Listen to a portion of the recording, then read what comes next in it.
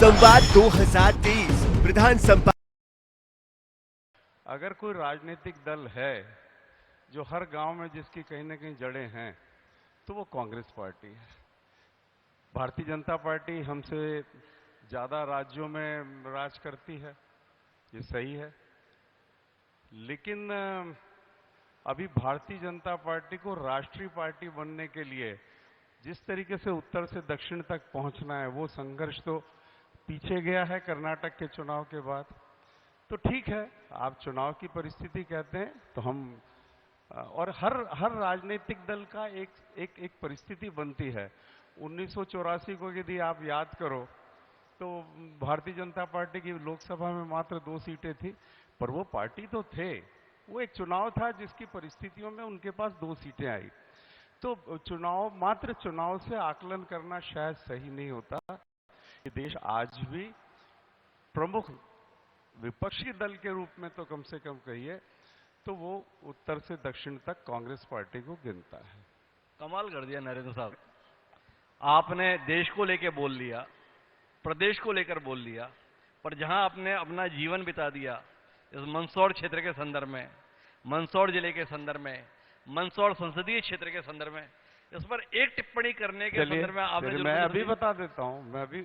जब मैं आपसे कह रहा हूं जी कि भाई चुनाव के आधार पर किसी पार्टी का आकलन मत कीजिए जी, तो ये बात तो मंदसौर संसदीय क्षेत्र पे भी लागू आप जैसा अनुभवी राजनेता, एक मिनट मैं सवाल पूरा कर दूं जी, क्योंकि आप बार बार इस बात पे जोर दे रहे हैं कि चुनावी हार जीत के आधार पर मूल्यांकन मत कीजिए।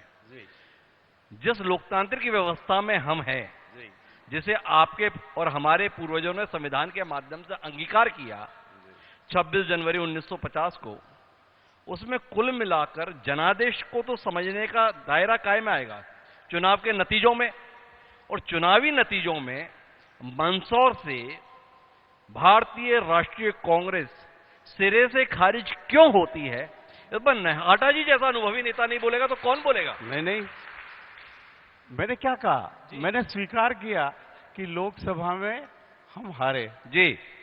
प्रदेश में मैंने कहा कि आप स्वीकार करिए कि पिछला जनादेश तो हमारे पक्ष में था, भले ही मंदसौर में नहीं रहा हो, मंदसौर संसदीय प्रदेश में तो रहा जी। पर आखिरी बात मैंने कहा, उसके बावजूद भी कांग्रेस एक ऐसी पार्टी है जिसके वजूद को आपको स्वीकार करना पड़ेगा, भले ही हम सत्ता में नहीं हो, और आप स्वीकार कर रहे हैं। अगर आपने आज यशपाल जी के साथ मुझे बुलाया है कांग्रेस पार्टी के प्रतिनिधि को, तो मतलब ये कि आप मानते हैं कि इस संसदीय क्षेत्र में, इस प्रदेश में ये 2 पार्टियां हैं।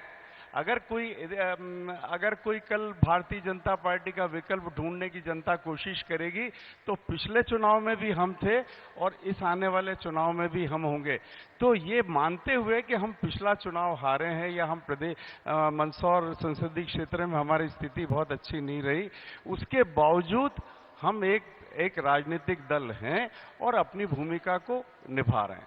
मैं यशपाल जी के पास आऊंगा, उससे पहले फिर एक बार कोशिश करता हूं नाडा साहब आपसे जानने की। भाई इतनी बुरी हालत ना तो आपकी देश में ना प्रदेश में, जितनी बुरी हालत आपकी मंदसौर संसदीय क्षेत्र में, शायद आपको कुछ तो कहिए। शायद आपको भाई मंदसौर संसदीय क्षेत्र से लक्ष्मी नारायण पांडे लगातार शायद आपको मंदसौर जिले का इतिहास, मंदसौर संसदीय क्षेत्र का इतिहास शायद थोड़ा सा आप देखें, राजनीतिक इतिहास। 1972 में जी हम सारी सीटें जीते थे जी। 1977 में हम सारी हार गए जी। 1980 में बंटवारा हुआ, लेकिन 1985 में हम सारी सीटें जीते। भारतीय जनसंघ या भारतीय जनता पार्टी सारी सीटें हार गई। तो आप क्या कहेंगे, जब हम सारी सीटें जीते तब क्या भारतीय जनता पार्टी राजनीतिक रूप से समाप्त हो चुकी थी, या जब हम सारी सीटें हारे तब क्या हम राजनीतिक रूप से समाप्त हो चुके थे? मैं इसलिए कहता हूं नहीं, आज भी विकल्प के रूप में आप हमें ही देखे हैं, तो आप विकल्प के रूप में हमें देखते हैं। तो ये तो मंदसौर जिले का इतिहास रहा है कि अधिकांश बार यहाँ पे 7 सीटें एक पार्टी की आई या चली गई। तो नाडा साहब आपको 1985 की याद के साथ में जीवन काटना बहुत ठीक लग रहा है? नहीं 2023 चल रहा है साहब। नहीं, उसके बाद 1998 उसके आप कहीं फिर गलती कर रहे हैं।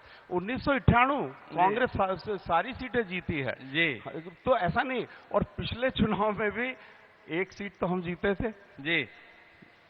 अब जो एक सीट तो जो उसके खरीद उस ले गए, वो ले गए। उस दर्द को भी बोल दीजिए। हमारी गलती, मैं तो कह रहा हूँ ना, हमारी गलती थी कि हमें कुछ लोगों का चयन करने में हमसे गलती हो गई जी। और उनने समझा कि हाँ ये है कांग्रेस की, यहाँ भी कुछ गलतियों का लाभ लेना है, तो माल बिक गया हमारा जी।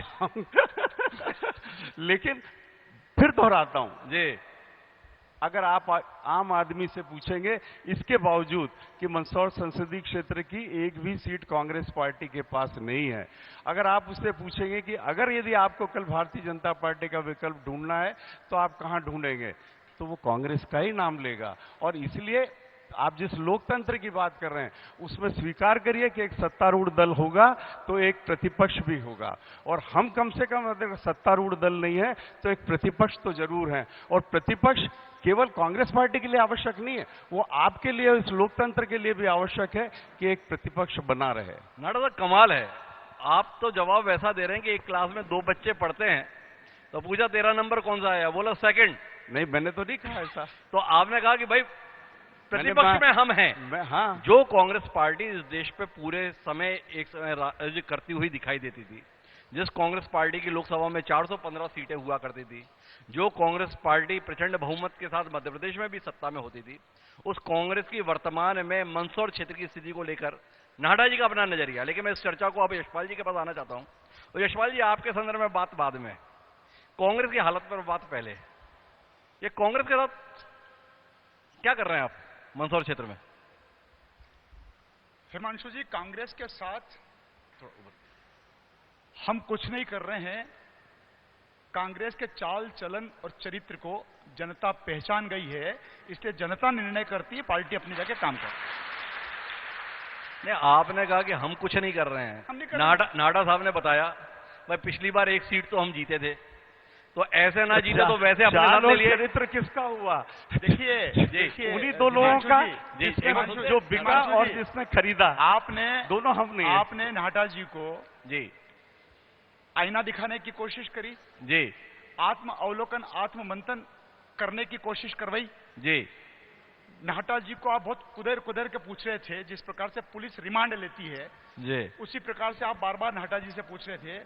नाहटा जी 3 चुनाव हारे हैं जी लोकसभा डॉक्टर लक्ष्मण जी पांडे साहब के साथ आप हारे, जी विधानसभा में मेरे सामने हारे, जी प्रहलाद बंधार के सामने आपके परिवार का सोमिल नाटा हारा। अब जी। 3 के 3 चुनाव तो जनता को आपको नकार रही, तो इसमें और प्रश्न करने की कहां जरूरत है? तो हिमांशु जी, मैंने अपने आप कहा को- भाई नाडा साहब पे तो बात हम बाद में कर लेंगे यशपाल जी। अभी जो टिप्पणी है वो एक सीट जिसपे कांग्रेस प्रत्याशी के तौर पर हरदीप सिंह डंग जीते थे, उनका भी कांग्रेस में रहना आपको रास नहीं आया? एक मिनट मैं इसको स्पष्ट कर दूं। हाँ, मैं 3 बार जीता भी हूं जी और लोकसभा सहित 3 बार हारा भी हूं, जी लेकिन इस बात को स्वीकार करिए कि अटल जी भी 2 बार हारे थे जी। और जिन सुंदरलाल जी पटवा को मैं 1985 में हरा के आया वो भी कुल 3 चुनाव, और जिसमें से 2 मंदसौर संसदीय क्षेत्र में हारे। मैंने कभी ऐसा नहीं माना और मैंने सार्वजनिक रूप से अनेकों बार इस बात को कहा कि अटल जी भले ही हारे हों जी लेकिन वो बड़े नेता थे, रहेंगे। सुंदरलाल जी पटवा भले ही हारे हों और मुझसे हारे, लेकिन नहीं, वो नेता, ये राजनीतिक चरित्र का फर्क पड़ता अरे है। नरेंद्र नाडा साहब, आप भी बड़े नेता हैं, इसीलिए तो आपको मंदसौर में अगर हमें कांग्रेस की बात करनी थी तो हमें नरेंद्र नाडा जी याद आए। यही तो मैं कह रहा हूं क्या आपसे। शक की बात है? यही तो मैं कह और रहा वो हूं सम्मान तो आपसे। यशपाल जी तो के द्वारा भी है। आपको। पर यशपाल जी अभी जो हमें रोशनी दें वो ये है कि भाई कांग्रेस ने अगर जीता वो भी आपको बर्दाश्त नहीं हुआ, ये कांग्रेस के साथ आप करते क्या है, इस पर थोड़ी रोशनी दीजिए ना। आप तो नाडा जी पे सीधे आ गए। नहीं, देखिए हिमांशु जी, हरदीप सिंह जी डंग, जी माननीय सिंधिया जी जी हमारी तरफ क्यों आकर्षित हुए? जी कांग्रेस का फेल्यूर सिस्टम रहा।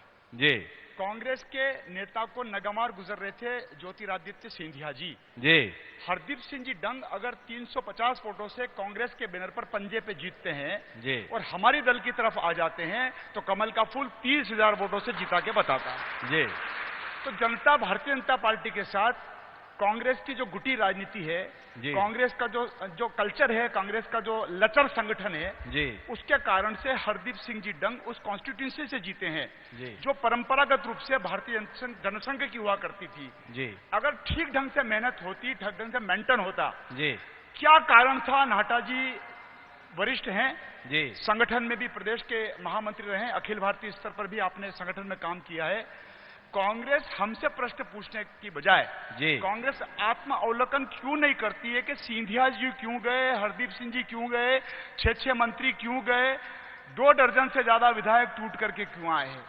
हमारे तरफ आने के बाद जी हिमांशु जी, प्रभुराम जी चौधरी अगर 30,000 वोटों से जीतते थे तो हमारे दल में आने के बाद वो रायसेन से 64,000 वोटों से जीते हैं। जी ये देखिए अंतर इसलिए भी आ गया कि भारतीय जनता पार्टी का नाहटा जी ने जरूर कह दिया जी कि जनादेश हमको मिला था। जी निश्चित रूप से जनादेश आपको मिला था, लेकिन बहुत ज्यादा स्पष्ट जनादेश नहीं था। लंगड़ी और लचर आपकी सरकार बनी थी, सपा बसपा और निर्दलियों के आधार पर आपकी बनी थी। हम भी चाहते तो खरीद फरोख्त करके माननीय मुख्यमंत्री शिवराज सिंह जी को मुख्यमंत्री बना देते, लेकिन हमने कहा वेट एंड वॉच। हमने इंतजार किया। कांग्रेस अपने आप में इतनी टूट चुकी थी, इतनी घुट चुकी थी कि अंतोगत्वा 2 दर्जन से ज्यादा विधायक 6 मंत्रियों सहित भारतीय जनता पार्टी में आ गए और उपचुनाव में जो परिणाम आए उसमें वास्तविक रूप से फिर कमल का फूल खिल गया है। ये भारतीय जनता पार्टी की उपलब्धियां हैं। और हमें मंसूर, मेरे को थोड़ा देर बातचीत होने दीजिए नाडा, आपके पास फिर आऊंगा। समय आपका ही है, मंच भी आपके लिए है, पर मैं यशपाल जी आपके पास आना चाहता हूं। आपकी जो ये त्याग वाली वृत्ति है ना, वो जो सहनशीलता है, कौन नहीं मुग्ध हो जाए। बोले हम तो सरकार तभी बना सकते थे खरीद फरोख्त करके, हमने बनाई नहीं। पर भाई 15 महीने बाद जो बनाई वो कैसे बनाई? कोई प्रमाण है? भाई आज तक 15 महीने के बाद जो टूटी कांग्रेस, जी बेंगलोर गए होंगे, मनेसर गए होंगे, कांग्रेस 30 करोड़ 35 करोड़ की हमारे ऊपर आरोप लगाती है। जी एक सरपंच, एक पार्षद भी टूट करके नहीं आता है। और खरीद फरोख्त की अगर बात कांग्रेस करती है तो जनता ने फिर जनादेश भारतीय जनता पार्टी को दिया अगर खरीद फरोख्त करके हम लाते तो। नंबर 1। नंबर 2, कांग्रेस कोई प्रमाण दे तो सही, किसने किसके सामने कहां पैसा दिया। जो दिग्विजय सिंह जैसा दिग्गज नेता अगर बेंगलोर जाते हैं परिवार के सदस्यों को लेकर के, जीतू पटवारी जैसे व्यक्ति जाते हैं अपने सदस्यों को लाने के लिए, क्या हाल हुए उनके, नकार दिए गए। जी कुल मिलाकर के कांग्रेस के लोग स्वेच्छा से आए थे। सिंधिया जी जैसे व्यक्ति को कमलनाथ जी मुख्यमंत्री बनने के बाद हिमांशु जी अगर कहते हैं कि उतर जाओ सड़क पर, जी और कांग्रेस के मिनिस्टर्स को और विधायक को कहते थे चलो चलो मेरे पास टाइम नहीं है, जी तो उनको कांग्रेस ने चलता चलता कर दिया और वो घर बैठ गए। अच्छा, आपने कहा कि प्रमाण क्या है? हाँ ठीक बात है। तो भाई सवाल है, आप तो बड़े प्रामाणिक कार्यकर्ता हैं भारतीय जनता पार्टी के। ये जो आपके साथ में कुर्सी बिछवाते थे, जो आपके साथ में दरी लगवाते थे, जो आपके साथ में मालाएं पहनाते थे, वो सब अभी भी मालाएं पहना रहे हैं। और जो सिंधिया जी के साथ आए वो सारे मंत्री बन गए, विधायक बने, और जो हार गए वो भी मंत्री का दर्जा पा गए। थोड़ा इस विषय में बताएंगे। आपके यहां वर्षों से बैठे हुए लोग, मेहनत कर रहे लोग, अभी भी महज कार्यकर्ता हैं, और कल के आए हुए लोग मंत्री का दर्जा पाके कुर्सियों पर बैठे हैं, कुछ कहना चाहिए? यही भारतीय जनसंघ और भारतीय जनता पार्टी के कार्यकर्ता की सहनशीलता है। जी जो नेतृत्व निर्णय कर देता है उसको सहर्ष स्वीकार करते हैं। यह है भारतीय जनता पार्टी का संगठन। लेकिन आपने ये नहीं बताया भाई यशपाल जी, उस डील के विषय में तो बताइए ना कि भाई इमरती देवी अगर हार जाती हैं तो भी सम्मानीय मंत्री का दर्जा पाती हैं।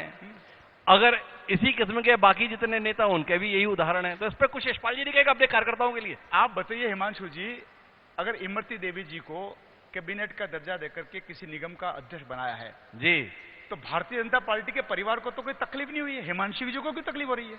भाई कमाल कर दिया आपने। आपने अभी सवाल किया कि डील क्या है, तो हमने डील की तरफ इशारा किया, तो आपको क्यों तकलीफ है? ये डील नहीं तो अब आपको तकलीफ पे भी बताते हैं। देखिए रुकिए, आपको तकलीफ पे भी बताते हैं। तकलीफ पूछिए राधेश्याम पाटीदार जी से, तकलीफ पूछिए आपके आराध्य पुरुष रहे कैलाश जोशी के बेटे दीपक जोशी जी से। आजकल कहां है, कभी बात कर रहे हैं कि नहीं यशपाल जी? होती बात तो क्या कहेंगे उनके संदर्भ में? आपने कहा ना कि कोई तकलीफ नहीं है। देखिए सुनिए, अगर राधेश्याम जी पाटीदार का आपने नाम लिया है जी, उनकी पुत्र वधू को भारतीय जनता पार्टी ने कैबिनेट का समकक्ष दर्जा जिला पंचायत के अध्यक्ष बनाया जी, अब कैलाश जोशी जी के सुपुत्र, क्या डील हुई जरा बता दें कमलनाथ जी? जी। क्या टिकट दिया जाएगा? जी कांग्रेस में गए हैं जी। तो शर्तों के आधार पर गए होंगे। जी। हमारे ऊपर डील का आरोप लगता है जी। तो कांग्रेस ने अगर उनको वेलकम कर दिया है, कांग्रेस ने उनको ले लिया है, तो क्या वे कांग्रेस के बैनर पर चुनाव लड़ेंगे? डील हुई कि नहीं हुई? जी। पर डील आपने होगी कि नहीं होगी? पर अभी तो आप तर्क दे रहे थे कि भाजपा की किसी नेता कार्यकर्ता को तकलीफ नहीं, तो आपको क्यों तकलीफ? अब हमने आपको तकलीफ का नाम बता दिया तो बोले कि उनकी क्या डील हुई? नहीं, आपने जब डील की बात कही हिमांशु जी, जी। तो हमारा आपसे जानना है जी। ये भी जरा तलाश करने की कोशिश करें, तराशने की कोशिश करें जी। कि दीपक जोशी जी अगर किसी कारण से भारतीय जनता पार्टी छोड़ करके गए हैं, जी। तो क्या कांग्रेस ने उनको किन शर्तों के आधार पर, किन डीलों के आधार पर जी। उनको स्वीकृति प्रदान करी? और अगर दीपक जोशी जी आ जाएंगे जी। और वो चुनाव लड़ लेंगे कांग्रेस से, तो कांग्रेस के परंपरागत वरिष्ठ नेताओं का क्या होगा जरा बता दीजिएगा। जी। कांग्रेस के वरिष्ठ नेता को तो आपने अपने यहाँ पे ले लिया ना, उनके लिए दिक्कत नहीं रही। नहीं, सबके सब आप नहीं, थोड़ा सब, भूल गए। सबके सब नए आए पर हैं। बहरहाल हम इस चर्चा को आगे बढ़ाते हैं। और आपने बताया कि हमारा संगठन ऐसा, कांग्रेस का ऐसा, पर इतने मजबूत संगठन वाली भारतीय जनता पार्टी 2018 में बहुत बुरी तरीके से हार गई। बुरी तरीके से इसलिए कह रहा हूं, नहीं, बुरी बुरी तरीके से इसलिए कह रहा हूं पूरी तरह से कि नहीं। 2013 में 167 सीटें जीतने वाली भारतीय जनता पार्टी 109 सीटों पर सिमट गई। यशपाल जी समझ पाए क्या किए 5 साल में ऐसा जो जनता इतनी नाराज हुई भाई प्रदेश में?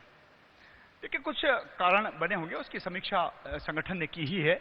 निश्चित से जैसा कि नाहटा जी ने कहा कि चुनाव में हार और जीत तो चलती है, लेकिन किसान आंदोलन कांग्रेस ने खड़ा किया मंदसौर जिले में। उसकी जो एक अफवाह और उसका जो नुकसान हुआ वो अन्य संभागों में हुआ होगा, स्वाभाविक है, अन्य और भी कारण होंगे, लेकिन बुरी तरह हार नहीं हुई है। जीत और हार का फैसला 5-6 सीटों से रह गया है, ज्यादा नहीं। 109 और 114। हाँ बिल्कुल। 167 से 109 पे आने पर सवाल है। देखिए, 167 आप गणित अपनी सुविधा से थोड़ी 167 अगर सीट थी जी, तो आप चिंता मत कीजिए, 167 से ज्यादा इस बार आ जाएगी। भाई दावा तो बड़ा तगड़ा किया आपने। अब इस दावे की जरा बुनियाद भी बता दीजिए, कैसे यशपाल सिसोदिया जी 167 से भी ज्यादा का दावा कर रहे हैं? थोड़ा हमें पता तो चले क्या कर दिया ऐसा। बता दूं? जी जी। इसलिए कि कोरोना के काल में मध्य प्रदेश की जनता, अगर शिवराज जी का नेतृत्व प्राप्त नहीं होता तो क्या दुर्दशा होती। जनता ने उस सेवा को स्वीकार कर लिया। कोरोना के बाद जो अधोसंरचना विकास, जो निर्माण विकास भारतीय जनता पार्टी की सरकार बनने के बाद हमारे पास आया, सर्वविदित है। गरीबों का हितग्राही एजेंडा हमने जिस तेजी के साथ चलाया, लागू किया, जमीन पर उतारा, फिर चाहे लाडली लक्ष्मी हो, चाहे लाडली बहना हो, चाहे किसानों की सम्मान निधि हो, चाहे वो राज्य की हो, चाहे वो केंद्र की हो, ये सारी चीजों का अगर आप गुणा भाग करेंगे तो मैं दावे के साथ कह सकता हूं बहुत स्पष्ट बहुमत के साथ भारतीय जनता पार्टी की सरकार 2023 दिसंबर में बनेगी। हिमांशु जी, भाई आप जो दावा कर रहे हैं, पर आपकी पार्टी की तैयारियां और उसकी बेचैनी तो इसकी पुष्टि नहीं कर रहा। कोरोना काल में कमाल का काम किया, हितग्राहियों के संदर्भ में, गरीबों के संदर्भ में हमने इतना बड़ा काम किया, पर पिछले 3 महीने से अपनी पार्टी और सरकार की सक्रियता को देख रहे हैं। कहीं कुछ रह ना जाए, सीखो कबाओ, लाडली बहना पैसा पाओ, संविदा कर्मचारियों तुम्हें नियमित के अनुसार सुविधाएं पाओ, अमित शाह जी आप दिल्ली छोड़कर भोपाल में ही बस जाओ, भूपेंद्र यादव जी, अश्विनी वैष्णव जी भूल जाओ आप कोई मंत्री हो, केवल मध्य प्रदेश में घूम जाओ। इतना सब कुछ बेचैनी क्यों है अगर सब कुछ इतना बढ़िया था तो? देखिए हिमांशु जी, चुनाव होता है, चुनाव को संगठन गंभीरता से लेता है जी। ये कांग्रेस थोड़ी ही क्या जी कि दिग्विजय सिंह जी और कमलनाथ जी जैसा चाहेंगे ऐसा करेंगे जी। राष्ट्रीय शीर्षस्थ नेतृत्व हमारे दल की चिंता करता है जी, जनप्रतिनिधियों की चिंता करता है, और इसीलिए जिन नेताओं का आपने नाम लिया है, टीम है हमारे पास भारतीय जनता पार्टी के पास। कांग्रेस के पास कौन सी टीम है जरा बताएं ना आप। और कांग्रेस अगर बात करती है संगठन में, कांग्रेस भारतीय जनता पार्टी के हिमांशु जी संगठन की नकल कर रही है। इनके तो ब्लॉक हुआ करते थे जी, हमारे मंडल हुआ करते थे जी। ये मंडलम पे क्यों आ गए जी? ये तो बूथ विस्तारक योजना हमारी आई, ये तो डिजिटल पर भी हंसी उड़ाते थे, क्यों डिजिटल की तरफ आप आ गए? ये कांग्रेस के लोग भारतीय जनता पार्टी के संगठन की हिमांशु जी नकल कर रहे हैं, लेकिन नकल में सफलता प्राप्त इसलिए नहीं होगा कि केडर बेस्ड पार्टी यदि कोई है तो भारतीय जनता पार्टी का संगठन है। मैं नाडा साहब के पास जाऊं उससे पहले एक सवाल करना चाहूंगा। आपने कहा कि ये भारतीय जनता पार्टी कांग्रेस थोड़ी है कि दिग्विजय सिंह और कमलनाथ जी जैसा चाहेंगे वैसा हो जाएगा। ये आप कहना क्या चाह रहे हैं? मतलब शिवराज जी और वीडी शर्मा जी जो चाहेंगे उस अनुसार नहीं होगा, ये संदेश है आपका? नहीं, देखिए आप उसको डाइवर्ट कर रहे हैं। अरे मैं कैसे डाइवर्ट कर रहा हूं? आपने तो देखिए, कहा भाई हमने तो ये माना। मेरी बात पूरा मैं समझ गया आपकी बात। मैं समझ गया। ना डाइवर्ट नहीं कर रहा। बताइए मेरा सवाल ये जवाब देंगे ना आपको। भाई प्रदेश में नेतृत्व है, 18 साल के मुख्यमंत्री हैं शिवराज सिंह चौहान, संघ से आए हुए अखिल भारतीय विद्यार्थी परिषद के बड़े जिम्मेदार नेता रहे वीडी शर्मा प्रदेश अध्यक्ष हैं। आपने बताया कि क्या बताया आपने भाई? मतलब खामखा में शिवराज जी और वीडी शर्मा जी को हम तवज्जो दे रहे हैं। तवज्जो देनी है तो माननीय अमित शाह जी को, माननीय भूपेंद्र यादव को, माननीय अश्विनी वैष्णव को। भारतीय जनता पार्टी का संगठन में फिर दोहरा रहा हूं, नेतृत्व के साथ चलता है, व्यक्ति के साथ नहीं चलता है। मैंने जिन दो नेताओं के नाम बताया कांग्रेस के जी, वो पूरी दुनिया उनके आसपास है, पूरा कांग्रेस उनके पास है जी। हमारा संगठन का अगर केंद्रीय नेतृत्व यहां पर आकर के, मध्य प्रदेश में आकर के, और क्यों मध्य प्रदेश, राजस्थान में भी टीम काम कर रही है, छत्तीसगढ़ में भी टीम काम कर रही है। हम में और कांग्रेस में यही एक अंतर है, हमारे यहां बूथ पर काम करने वाला हमारा बूथ का अध्यक्ष और पन्ना का प्रमुख उन्हीं दिशा निर्देश का पालन करता है जो संगठन का प्रदेश संगठन कहता है या राष्ट्रीय संगठन हमारा कहता है। अब मुझे जाना तो नाडा जी के पास था, पर आपने उदाहरण ऐसा दे दिया, पूरक प्रश्न आ गया, अनुमति चाहूंगा। यशपाल जी ये बताओ भाई, छत्तीसगढ़ का आपने उदाहरण दिया, समझ में आता है, भारतीय जनता पार्टी विपक्ष में बैठी है, केंद्रीय स्तर पर मदद चाहिए इसलिए लगे हैं। राजस्थान में भारतीय जनता पार्टी विपक्ष में बैठी है, सत्ता में आने की कोशिश है, दिल्ली के स्तर पर मदद लगी, समझ में आ रहा है। और मध्य प्रदेश का संगठन तो आपका पूरे देश में मिसाल दिया जाता था साहब, देव दुर्लभ कार्यकर्ता कहीं पाए जाते थे, आज भी है तो मध्य प्रदेश में पाए जाते थे। और आप भी कोई नए नेता नहीं हो भाई, 2008 भी जीते, 2013 भी जीते, 2018 भी जीते। ये दिल्ली को जितने आप अभी चक्कर लगवा रहे हो भोपाल के, पहले तो कभी ना लगवाए। तो सही सही बताओ ना, कहां दिक्कत आ रही है यशपाल जी? देखिए, दिल्ली वाले भोपाल आवे या भोपाल वाले दिल्ली जावे जी, ये बताइए कि इसमें इस व्यवस्था से आप जो प्रश्न करना चाह रहे हैं जी, क्या भारतीय जनता पार्टी के संगठन के नेतृत्व को, भारतीय जनता पार्टी के जनप्रतिनिधि को और कार्यकर्ताओं को संबल देने का काम या व्यवस्था में सम्मिलित होने का काम नहीं करना चाहिए क्या? हमारा दल के नेता अगर करते हैं, कहां दिक्कत है? कौन सी बात की दिक्कत है? तो यशपाल जी हमें बता नहीं रहे क्यों आ रहे हैं, क्यों जा रहे हैं। यशपाल जी कह रहे हैं आपको दिक्कत क्या है चुनाव को लेकर तो के? यशपाल जी नहीं बता रहे, इसलिए मैं बता रहा हूं जी। संगठन को लेकर के भी जी भारतीय जनता पार्टी के संगठन ने जिस सिद्धता के साथ काम किया है जी, देखिए, बूथ विस्तार योजना हो, डिजिटलाइजेशन का मामला हो, जी। तो संगठन के लोग, अरे हमारे तो अमित शाह जी तो पन्ना प्रमुख है हमारे, जी जी, हमारे राष्ट्रीय अध्यक्ष भी पन्ना प्रमुख हैं जी। तो अगर मोदी जी पूरे हिंदुस्तान के पन्ना प्रमुखों से बूथ विस्तारकों से अगर चर्चा करने का समय देते हैं तो हमारे दल की विशेषता है कि हमारे दल का नेता दिल्ली से चल करके भी भोपाल आता है। अब आप विशेषता बता रहे हैं, लेकिन नाहटा साहब समझ पा रहे होंगे भाई, दिल्ली से इस समय भाजपा के इतने बड़े बड़े नेता क्यों आ रहे हैं? आपका तो एक पूरक प्रश्न था, मैं तो सुनता रहा और मैं तो अपना ही सवाल सोचता रहा। आपने कहा बात कर लूं मैं। देखिए, हाँ, मैं इस बहस में नहीं पड़ता कि कांग्रेस के पास कोई संगठन नहीं है, कांग्रेस का कुछ नहीं है, ये बूथ विस्तारक योजना तक हैं, हम इनकी नकल कर रहे हैं, हमें कुछ संगठन चलाते नहीं आता, हमने सब मान लिया। पर इसके बाद भी जिस पार्टी के पास यशपाल जी के हिसाब से कोई संगठन नहीं है, वो छत्तीसगढ़ जीता पिछले चुनाव में। जिस पार्टी के पास कोई संगठन नहीं है, वो मध्य प्रदेश जीता इस पिछले चुनाव में। जिस पार्टी के पास कोई संगठन नहीं है, वो राजस्थान जीता पिछले चुनाव में। जिस पार्टी के पास कोई संगठन नहीं, वो कर्नाटक जीत के आई है। जिस पार्टी के पास कोई संगठन नहीं है, वो हिमाचल जीत के आई है। तो मानिए कि जैसा भी है हमारा संगठन, हमारा अपना है, आप चिंता मत करो। नंबर 1 जी। नंबर 2, ये जो अभी यशपाल जी ने एक बात कही कि दिल्ली के नेता भोपाल आए या भोपाल के नेता दिल्ली दिल्ली जाएं। मैं थोड़ा सा ये सब चाहता हूं, ये चुनाव के बाद की बात कह रहे हैं, चुनाव के पहले कह रहे हैं दिल्ली नेता बदल जाएगा और ये आपके यहाँ ज्यादा होता है, इसलिए आप उसी मानसिकता से बोलते हैं।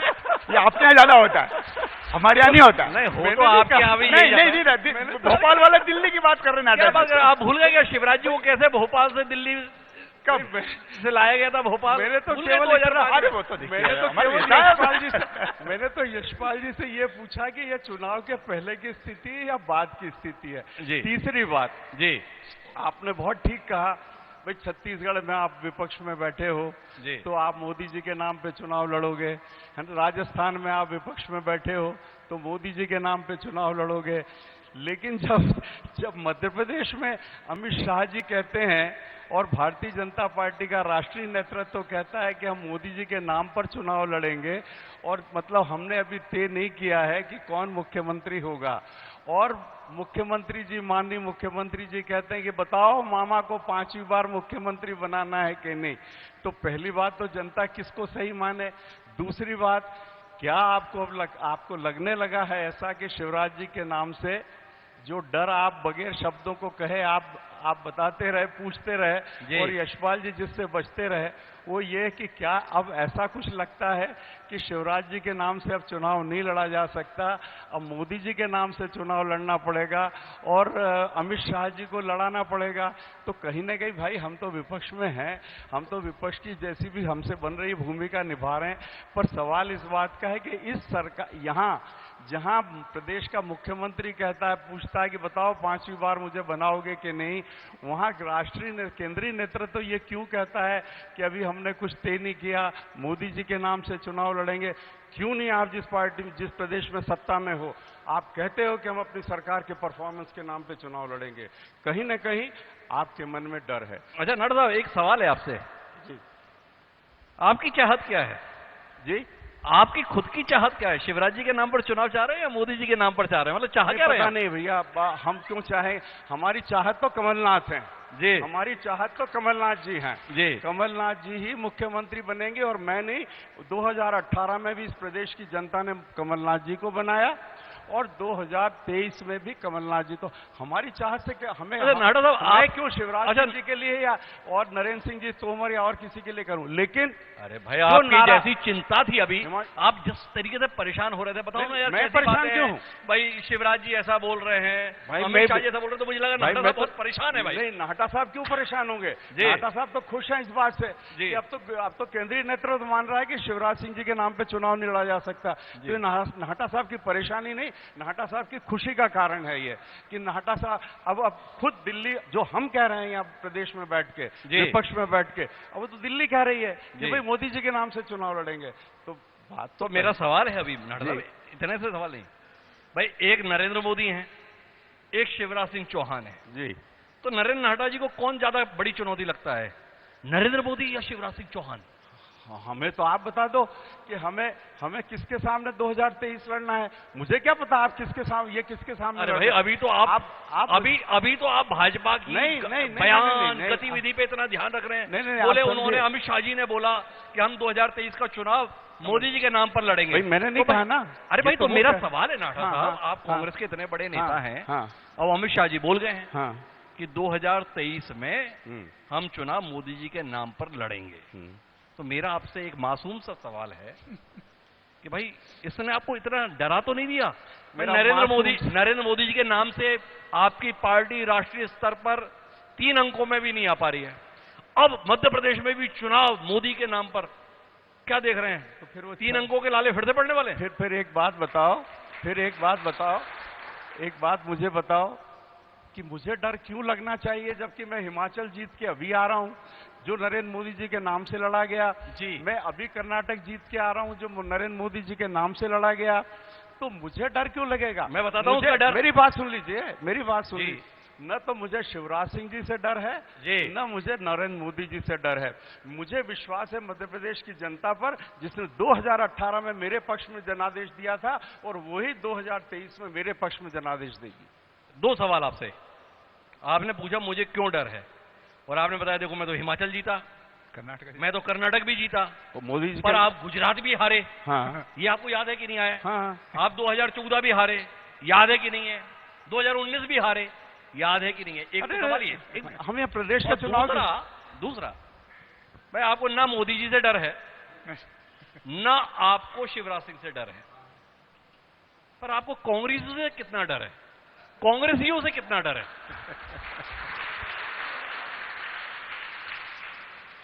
अब वो जिनसे डर लगता था वो उधर चले गए।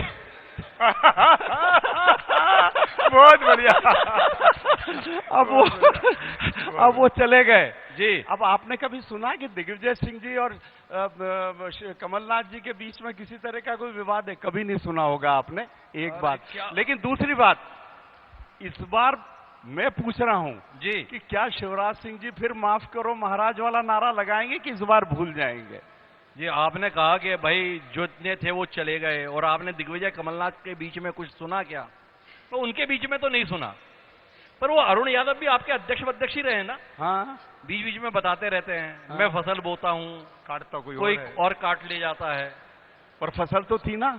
हाँ, लेकिन काट कोई और ले गया था ना। अरे नहीं, ये तो कमलनाथ जी और दिग्विजय सिंह जी के आगे हम सब लोग, अरुण यादव जी और हम सब लोग, हम उनके पीछे ही हैं, उनके आगे कोई नहीं है। अरे यही तो दर्द रहता है आपकी कांग्रेस में, कोई दर्द कि नहीं है। सबको पीछे ही रखते हैं, अच्छा, इसलिए फिर जाके इन लोगों की मदद से आगे आना पड़ता है। नहीं, जिनको अच्छा तो एक बात बताओ हिमांशु जी। अगर अरुण यादव भी वैसे ही होते जी और उनके मन में भी वैसा ही दर्द होता जी तो वो भी महाराज के रास्ते पे जाते।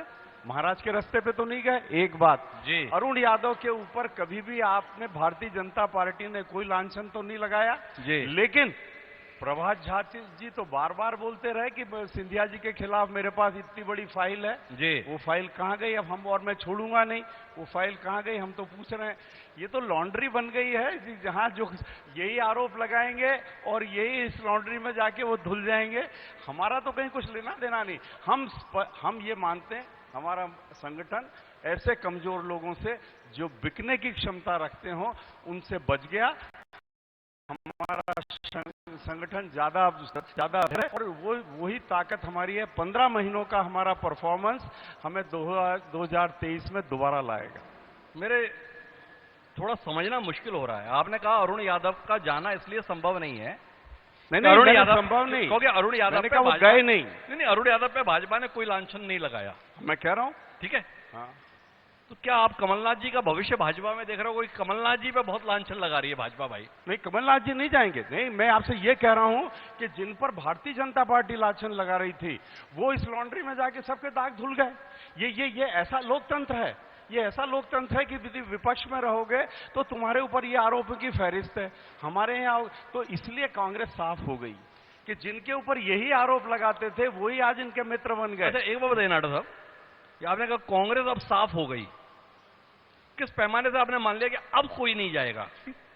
थोड़ा हमें उसका भी तो रोशनी मिले ना भाई। जो लोग गए वो कई बार का आजमाए हुए थे भाई। आपके साथ मंत्री रहे थे इंदल सिंह के साथ, आप भूले तो नहीं? अरे नहीं, अरे आपके साथ ही मंत्री रहे थे बिसाहूलाल सिंह, भूल तो नहीं गए? अरे नहीं भूला जी, नहीं भूला, बिल्कुल सही है। जो कुछ करना होगा किया होगा, मुझे पता नहीं। लेकिन मैं एक सवाल फिर करता हूं और मैं अपने शब्दों की बात नहीं करता हूं, मैं तो कभी अमित शाह जी से लगा के यशपाल जी तक के शब्द ही दोहराता हूं। जी। जब ये कहते हैं और ये पूछते हैं कि दीपक जोशी जब आपके यहां कांग्रेस में आए तो कोई डील हुई होगी? जी। अब चलो इसका जवाब तो समय पे पता लगेगा, लेकिन इसका मतलब यह है कि जब वो इधर से कोई उधर जाता है तो डील होती है। यशपाल जी मान रहे हैं जी। तो फिर ये दीपक जोशी मैंने के नहीं पास माना। तो कुछ नहीं था। मैंने नहीं माना। आप तो रुकिए आप। आपने कहा, मैं आपके शब्दों को दोहरा रहा हूँ। आपकी शक्कर आप मेरे मुंह में डाल रहे हो। कोई बात नहीं, आपसे मोहब्बत है उनकी। आपने कहा कि आप पुराना दोबारा चला के चला ले। दीपक जोशी जी अगर कांग्रेस में गए जी तो कोई डील हुई होगी। दीपक जोशी ने क्या खोया? अपने पिता की विरासत खोई, अपने पिता की ईमानदार नाम खोया, और वो फिर उसके बाद अगर कांग्रेस में जा रहे हैं तो डील नहीं होगी। जी। लेकिन जब एक विधायक अपना पद छोड़ता है, जी। एक मंत्री अपना पद छोड़ता है, तो वो बगैर लालच के नहीं छोड़ रहा था। और जी। वही कारण है कि जब जनता का जनादेश नहीं मिला तो निगमों के अध्यक्ष बनाकर फिर आपने उस डील को पूरा किया। तो डील दीपक जोशी के केस में नहीं होती, दीपक इन श्रीमानों के केस में होती है। यशपाल जी, हरदीप जी का तो नाम ले रहे हैं,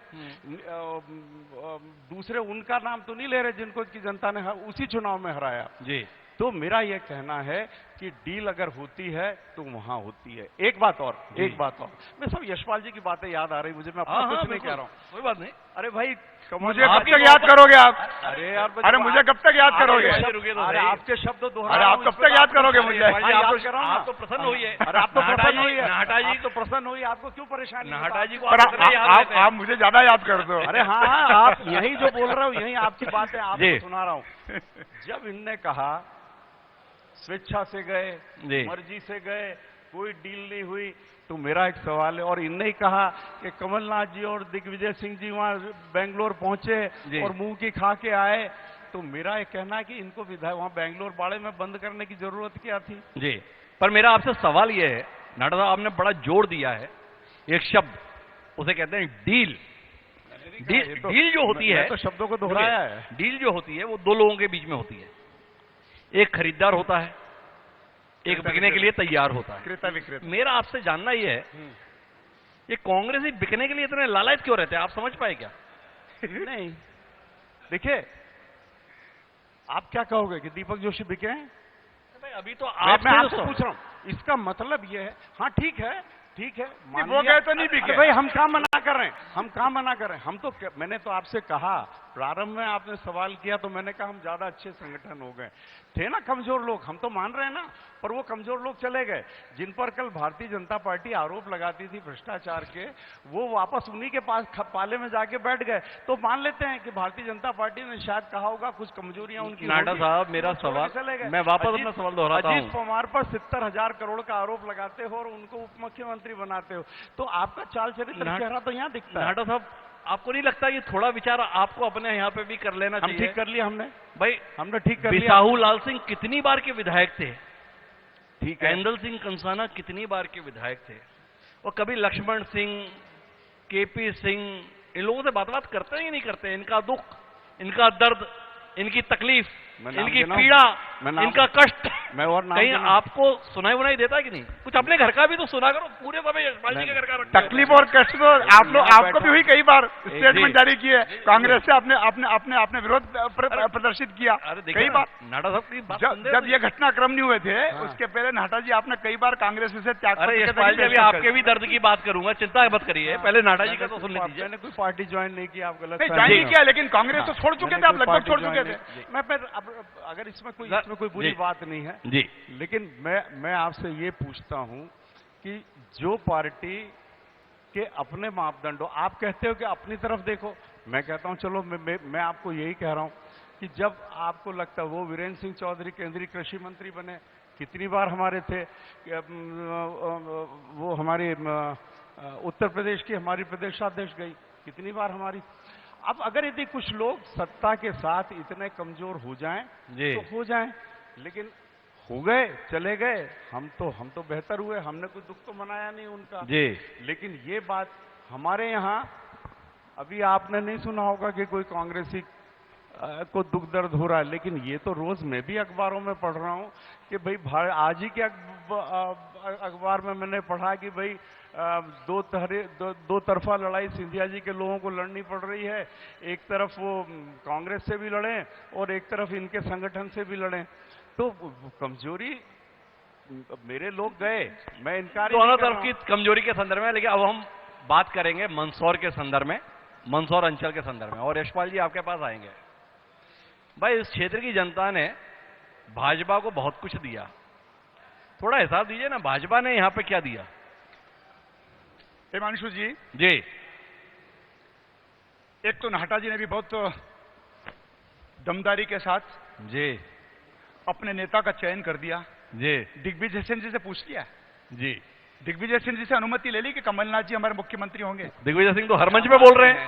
रुकिए, एक दूसरा, दिग्विजय सिंह तो हर मंच पे बोल रहे हैं दूसरा कमलनाथ जी मुख्यमंत्री दूसरा होंगे। दूसरा जी आप तो स्वीकार कर रहे हैं, बड़े मन से कह रहे हैं, जी आदिवासी नेता हैं, पूर्व मंत्री हैं, सदन में वरिष्ठ विधायक हैं। जी उमंग सिंघार जी का आज आपने स्टेटमेंट पढ़ लिया होगा। जी आप तो बड़े वरिष्ठ पत्रकार हैं जी जी और नाहटा जी भी बहुत जागरूक जनप्रतिनिधि की भूमिका में रहे हैं। जी आज उमंग सिंघार जी ने कह दिया है मध्य प्रदेश का अगला मुख्यमंत्री आदिवासी होगा। बताइए नाहटा जी, क्या कहना है आपका? जी वैसे उन्होंने ये नहीं कहा कि अगला मुख्यमंत्री आदिवासी होगा, उन्होंने कहा कि आदिवासी मुख्यमंत्री होना चाहिए। होना चाहिए। क्या आप उनके आग्रह पे आप विचार कर रहे हैं? नहीं, देखिए मेरी बात सुनिए, नाहटा जी ने बहुत क्लीन चिट कमलनाथ जी को दे दी जी, लेकिन उन्हीं के, ये तो हाउस में नहीं है, जी हाउस में तो उमंग सिंघार है।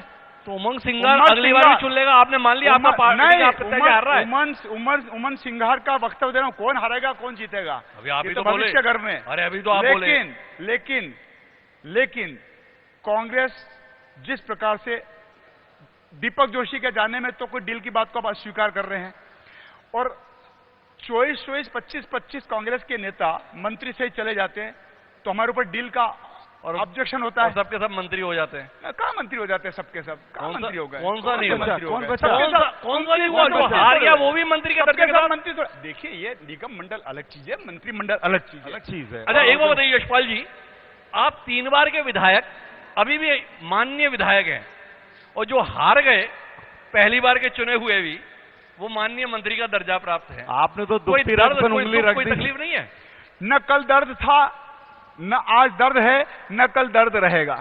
मतलब अगली बार भी आपकी कोई उम्मीद नहीं? पार्टी तय करती, संगठन तय करता है। आपका बयान मैं आपके चैनल पर जिम्मेदार प्रबंध संपादक के साथ बैठा हूं। मैं हिमांशु जी का बड़ा नाम है जी। मैं बहुत गर्व से कह रहा हूं, पार्टी मेरे बारे में सोचती है, कार्यकर्ता मेरे बारे में सोचता है, जनता मेरे बारे में निर्णय करती है। अच्छा तो फिर तो इसका उत्तर दे ही दीजिए कि पहली बार के चुने हुए और हार गए लोगों को मंत्री दर्जा देने में पार्टी जिम्मेदारी समझती है और 3 बार रुकिए यशपाल जी, और 3 बार प्रचंड बहुमत से जीतने वाले यशपाल सिंह सिसोदिया को मंत्री बनाना तो दूर, मंत्री का दर्जा देने लायक भी नहीं समझती है।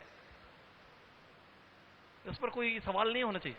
देखिए हिमांशु जी, राजनीति में काम करते हैं, पार्टी की अनुशासन में काम करते हैं, धैर्य रखना मेरा दायित्व बनता है क्योंकि जिस पार्टी ने मुझे शून्य से शिखर पर पहुंचाया है, मेरे पूज्य पिताश्री ने, नरेंद्र नाहटा जी के पूज्य पिताश्री जी को चुनाव हराया था 1962-64 के दशक। हम तो उस जमाने के कार्यकर्ता, जनसंघ मेरे घर परिवार में खेली। अच्छा, ये वंशवाद आपके यहाँ भी चल रहा है क्या? जी, ये वंशवाद आपके यहाँ भी चल रहा है? अब आपके तो 3 हो गए, नगर पालिका का अध्यक्ष भी आपने दे दिया वंशवाद में। मेरे परिवार से तो कोई नहीं आज। नहीं, उन्होंने तो यही आपने आगे रख करके आपके सुपुत्र हैं, आपके भतीजे कौन है, मैं नाम नहीं जानता हूँ, सोमी जी। आप ये तो लेटेस्ट वंशवाद है आपका। अरे वो तो मेरे परिवार में तो कोई नहीं अभी मेरे अलावा। वो तो बोल ही रहे हैं भाई, हमारे यहाँ तो चलता ही है, हमारे यहाँ तो चलता ही है, बोलते हैं ना।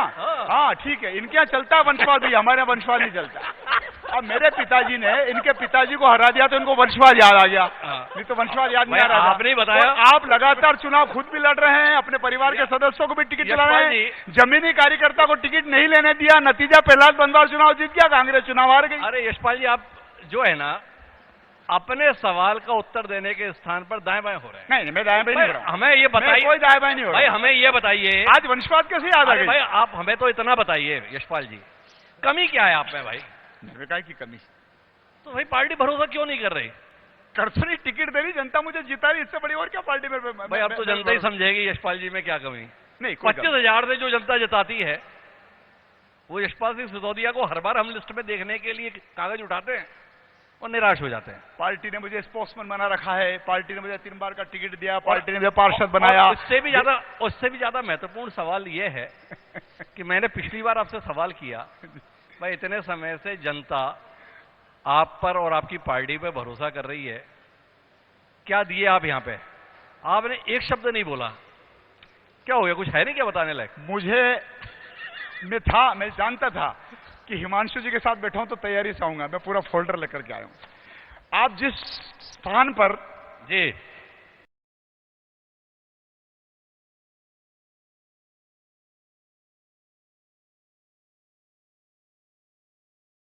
ये साक्षात्कार और संवाद कर रहे हैं, आपने को स्ट्रक्चर दिखा होगा जिसको बोलते हैं धान मंडी पंप हाउस जी। वो पंप हाउस किसी जमाने में पता नहीं कैसा बना था, 20 करोड़ रुपए की राशि सैंक्शन करा करके अभी इसका लोकार्पण भी होना शेष है, टेस्टिंग हमारी हो गई है जी। अगर मैं कहूंगा तो मंदसौर में आपने कहा कि आपने क्या दिया जी। देखिए, आप रोजगार की भी बात करेंगे जी। स्वाभाविक है कि आजकल तो कांग्रेस 3 एजेंडे पे चल रही है जी। रोजगार, बेरोजगारी, भ्रष्टाचार आदि आदि जी। मैं उसकी तैयारी करके भी आया हूं।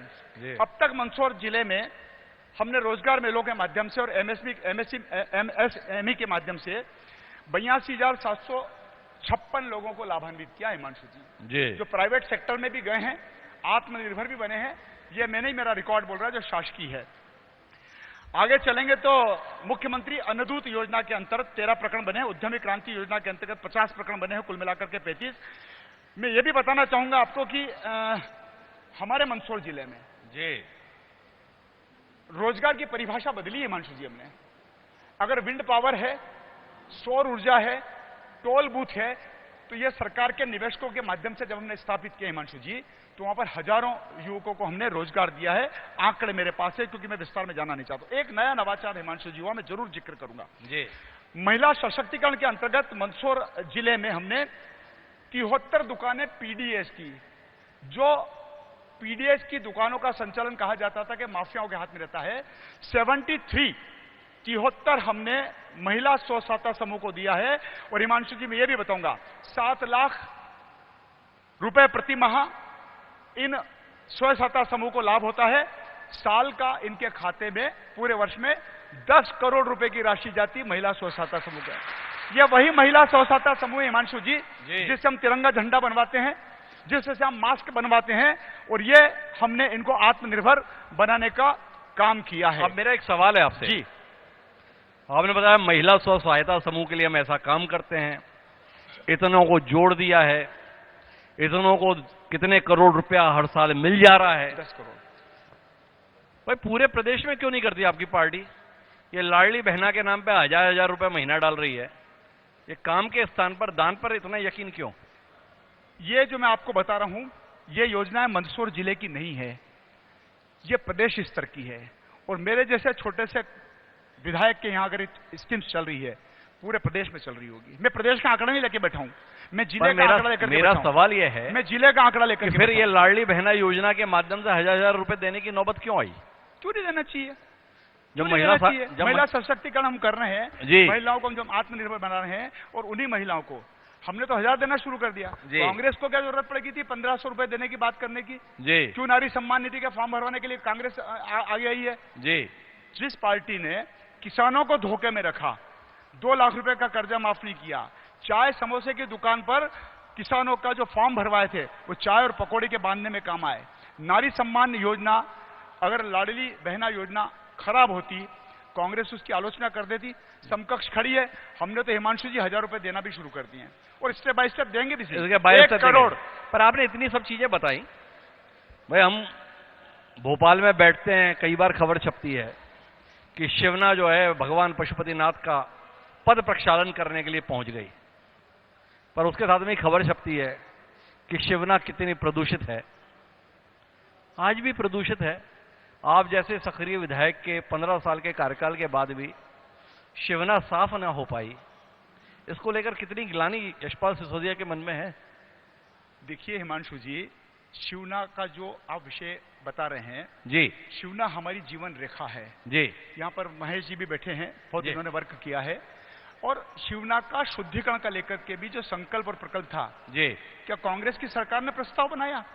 भारतीय जनता पार्टी की सरकार ने प्रस्ताव बना करके भारत की सरकार से 28 करोड़ रुपए की राशि लाने में हम सफल हुए हैं, और उसका काम बहुत तेज गति से चल रहा है, बहुत तेज गति से चल रहा है।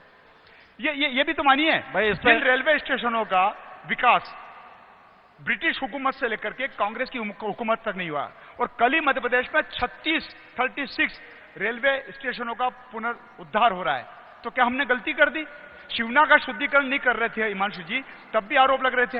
आज शिवना के शुद्धिकरण का प्रोजेक्ट ले रहे हैं, तब भी आप हमसे प्रश्न कर रहे हैं। भाई तो प्रश्न तो करेंगे ही। तो करिए ना, तो उत्तर मिल गया ना आपको। तो क्या है उत्तर? उत्तर ये शिवना है, कब तक? उत्तर ये है कि शिवना का शुद्धिकरण का मामला चल रहा है, फिल्टर प्लांट स्थापित होगा, काम बहुत तेज गति से चल रहा है। भारत की सरकार ने हमको राशि दी है, राज्य की सरकार इसकी नोडल एजेंसी है, मेडिकल कॉलेज हम लेकर के आ गए हैं, मंदसौर शहर में अंडर ब्रिज ओवर ब्रिज हम लेकर के आ गए हैं, ब्रॉड गेज का एक्सपांशन चल रहा है, इलेक्ट्रिफिकेशन हमने कर दिया है। इन दावों पर नाडा साहब आप कुछ नहीं कहेंगे? यशपाल जी बता रहे हैं, वो कहावत थी ना कि जमीन पर अगर स्वर्ग है, अमीनस्तो अमीनस्तो अमीनस्तो, तो वो कश्मीर गलत था। ठीक है, यशपाल जी की बात से ऐसा लगा है मंदसौरी है।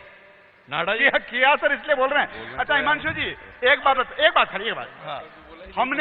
हमने हमेशा नारा दिया 15 साल से 20 साल से, जब तक हम सरकार में जी। कांग्रेस भी 55 साल तक सरकार में रही, 15 महीने कांग्रेस कमलनाथ जी के नेतृत्व में सरकार में रही। कांग्रेस ये नारा क्यों नहीं लगाती है कि विकास किया है, विकास करेंगे? ये नारा हम ही क्यों लगाते हैं? नाडा साहब आखिरी बातचीत, यशपाल जी जानना चाह रहे हैं भाई, हमारे जैसा नारा आप क्यों नहीं लगा पाते? नहीं, एक तो ये है कि ये नारेबाजी वाली राजनीति हमें कम आती है जी। और हमें कुछ अफसोस नहीं इस बात का जी। कि नारे लगाकर चुनाव नहीं जीते, काम को बताकर चुनाव जीते। तो ये एक बात तो ये जी। आपका सवाल तो बहुत छोटा था जी। कि आपने कहा कि मंदसौर में क्या विकास हुआ। जी। आपका मतलब तो केवल यशपाल जी के अपने विधानसभा क्षेत्र से रहा होगा। जी। मैं कोई बात अपनी तरफ से नहीं, मैं तो केवल सुनी हुई बातों पे जो अभी यशपाल जी जी बिल्कुल, यशपाल जी ने पूरे मध्य प्रदेश का कहा कि ये मैं अपने आंकड़े नहीं दे रहा हूं, ये पूरे मध्य प्रदेश के आंकड़े। ठीक बात है, मुझे बोलने दीजिए। अरे अब मुझे बोलने दीजिए भैया। तो आप अपनी बात पूरी करें। हाँ, मैं कह रहा हूं ना। तो अब मैं चलता हूं इस पे। जी। 2003 में जब हमारी सरकार थी जी, तब उमा भारती जी ने सारे चुनाव प्रचार में भारतीय जनता पार्टी ने ये कहा कि इस प्रदेश पर 30,000 करोड़ का कर्जा है जी, और हर बच्चा जो यहाँ पैदा होता है वो करीब 2,000 रुपए के कर्जे में पैदा होता है। जी। ये 2003 का उमा भारती जी के हर क्षेत्र का भाषण है। जी। अब 1 जून 2023 को जो 2003 में कर्जा 30,000 करोड़ का था, वो 3,51,607 करोड़ 607.07 करोड़ हो गया है। जी। और जो बच्चा मध्य प्रदेश में पैदा हो रहा है वो 41,000 रुपए का कर्जा लेके पैदा हो रहा है। ये आंकड़े भी इन्हीं की सरकार के हैं। ये मैंने 73 काम करा दिया है, ये 75 काम करा दिया है, ये प्रदेश के आंकड़े नहीं होते। और प्रदेश अगर ऐसे ही चल रहा है तो बहुत बड़ी, तो फिर हम ठीक हैं जो हम विपक्षी दल के रूप में कह रहे हैं। मेरी पूरी बात सुनिए जी।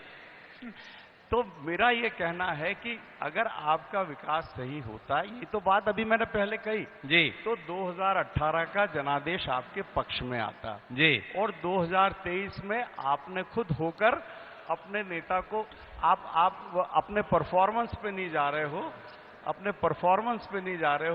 आप मोदी जी के नाम पर जा रहे हो। तो ये तय बात है कि आपसे काम नहीं हुआ है। अब मेरा आखिरी सवाल है नाडा साहब आपसे। नरेंद्र नाडा का नाम आता है, लोग असमंजस में ही रह जाते हैं, मनासा या मंदसौर, मंदसौर या मनासा। 2023 नाडा साहब कहां मिलेंगे? एक बात 1985 से लगाकर 2003 का जो मेरा आखिरी टिकट था, मैं मनासा से लड़ा हूं। जिस बार जीतने की बात कही न मनासा के जीतने की बात कही, हारने की बात कही तो मनासा कही। ठीक है, जैसे ये अपनी पार्टी के अनुशासित कार्यकर्ता हैं, मैं भी अपनी पार्टी का वैसा ही अनुशासित कार्यकर्ता हूं जो बिका नहीं। तो मैं पहली बात, जो मेरी पार्टी कहेगी वो आदेश को मानूंगा। दूसरी बात, मैंने कभी भी मनासा के अलावा कहीं चुनाव लड़ने की, पहले चुनाव के बाद में जब मैं आदरणीय सुंदरलाल जी पटवा के सामने लड़ा था, उसके बाद मैंने सोचा नहीं, इस बार भी मेरी पहली पसंद मनासा ही होगी। एक बात बताइए, यशपाल सिंह सिसोदिया जो है ना, ये भाजपा के कार्यकर्ता हैं और नरेंद्र नेता है। नहीं आप और नरेंद्र नाडा जी जो हैं, हाँ, वो भारतीय राष्ट्रीय कांग्रेस के बड़े नेता हैं। ये कैसी पार्टी है आपकी जो नेता की भावनाओं का भी सम्मान नहीं रखती? और यशपाल जी बता दें कि कार्यकर्ता की भी सुनी जाती है। नहीं, भैया किस बात ताली बजा दी? अच्छा मेरे को बात बताओ, 1998 में जी जो यशपाल जी ने जो कहा, मेरा मन नहीं था कि मैं लोकसभा लड़ूं, जी मैं उद्योग मंत्री था, जी मेरी पार्टी ने कहा कि नहीं लड़ना है तो लड़ा और अच्छे से लड़ा। जी जी 49.2% वोट मुझे मिले थे। जी ठीक है, अटल जी उस वक्त देश के प्रधानमंत्री बनने वाले थे, मध्य प्रदेश की जनता को ये बात ज्यादा बेहतर लगती थी, लेकिन मैं तब भी पूरे मंदसौर संसदीय क्षेत्र में 49.2% वोट लाकर मात्र 17,000 वोट से हारा था। जी एक बात तो पार्टी का ये, जैसे ये अनुशासित कार्यकर्ता हैं, वैसे भाई ये भी तो अनुशासित कार्यकर्ताओं की पार्टी आपने है। बाद में संशोधन कर लिया, आपने भी मान लिया यशपाल जी जो है कार्यकर्ता हैं। नहीं, मैं तो नेता मान रहा हूँ। आपने कहा तो मैंने कहा ठीक है, लेकिन हिमांशु जी ये अनुशासित कार्यकर्ता, आपने कहा जी कि मैं भारतीय राष्ट्रीय कांग्रेस का हूं, आपको धन्यवाद, मैंने तो अपने आप को कार्यकर्ता इस माना। अनुशासित कार्यकर्ता बहरहाल ने- महत्वपूर्ण जो बात है वो अच्छी बात यह है कि इतनी बार के विधायक रहे हुए यशपाल सिसोदिया और नरेंद्र नाहटा जी आज भी अपने आप को अपनी पार्टी का अनुशासित कार्यकर्ता बताते हैं। मुझे लगता है भारतीय राजनीति में इस भावना का सम्मान होना चाहिए। एक बार जोरदार तालियां इन दोनों नेताओं के संदर्भ में। हमने इनसे खुलकर बातचीत की, कोशिश की इस आने वाले चुनाव को समझने की और इतिहास को। आपका दोनों मेहमानों का बहुत बहुत धन्यवाद और मैं चाहूंगा आगे की कार्रवाई के लिए सोनल जी आगे बढ़े। बहुत बहुत धन्यवाद, बहुत शुक्रिया। और आपने हमें वक्त दिया, हरिभूमि और आईएनएच परिवार को। और एक छोटी सी परंपरा है हमारी कि जो हमारे अतिथि हमारे लिए वक्त निकालते हैं, इतना महत्वपूर्ण समय हमारे साथ साझा करते हैं, उनको स्मृति चिन्ह भेंट कर शॉल श्रीफल से हम उनका अभिनंदन करते हैं। तो इसके लिए मैं हमारे मंदसौर संवाददाता कमलेश मोदी जी से रिक्वेस्ट करूंगी मंच पर आ जाएं और शॉल और श्रीफल के साथ हमारे अतिथि गण का स्वागत सत्कार करें। साथ ही साथ मेरा अनुरोध है हुकुम सिंह जी से, जो कि हमारे सुवास्त्रा के प्रतिनिधि हैं, उनसे भी मेरा आग्रह है कि वो मंच पर आ जाएं और हमारे इन दोनों मेहमानों का अभिनंदन, स्वागत और आभार व्यक्त करें कि वो संवाद 2023 को सफल बनाने में उन्होंने अपना वक्त हमारे साथ बांटा है, शेयर किया है। और नरेंद्र नाहटा जी का स्वागत अभिनंदन करते हुए कमलेश मोदी हमारे मंदसौर संवाददाता, इसी तरह हुकुम सिंह जी सुवास्त्रा के हमारे प्रतिनिधि हैं, जो कि माननीय विधायक जी का स्वागत अभिनंदन करेंगे। और शॉल श्रीफल के साथ प्रधान संपादक डॉक्टर हिमांशु द्विवेदी जी भी उन्हें हमारे इस कार्यक्रम का हिस्सा बनने के लिए तहे दिल से शुक्रिया कह रहे हैं, धन्यवाद कह रहे हैं। और इसी